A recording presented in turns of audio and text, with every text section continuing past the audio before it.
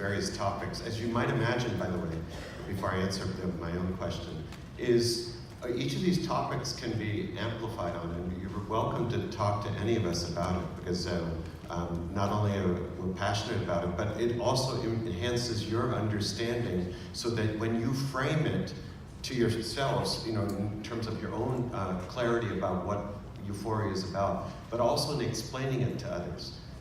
So anyway, that was a sidebar. But the question that I wanted to address is this difference between synthetic versus natural. That is a wonderful question.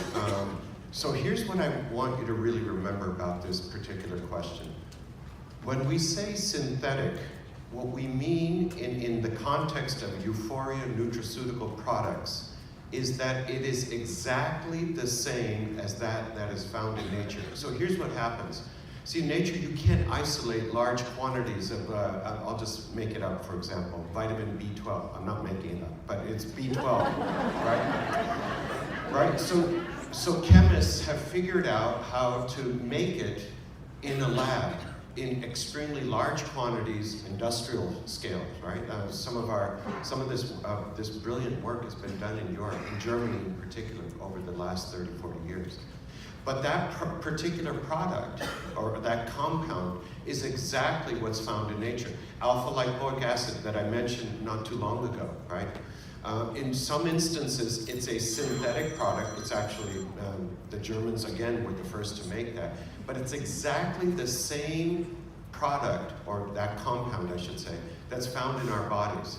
And it only makes sense to have it that way, because that's the compound that's going to behave or interact in our cells and bodies exactly like our native compound.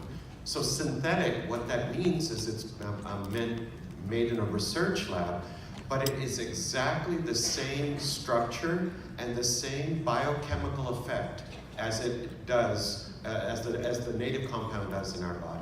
Okay? So I don't want you to, any of you to be thinking that we're creating some new compound per se. I alluded to it before. In the pharmaceutical industry, what they do is they take a natural product and they chemically modify it. They synthesize it, yes, right, into being something that's different from what that's found in nature, so that it can be patented, right, and then protected in a way that they can maintain that patent for whatever the case may be, 20 to 30 years. I hope that clarifies that issue.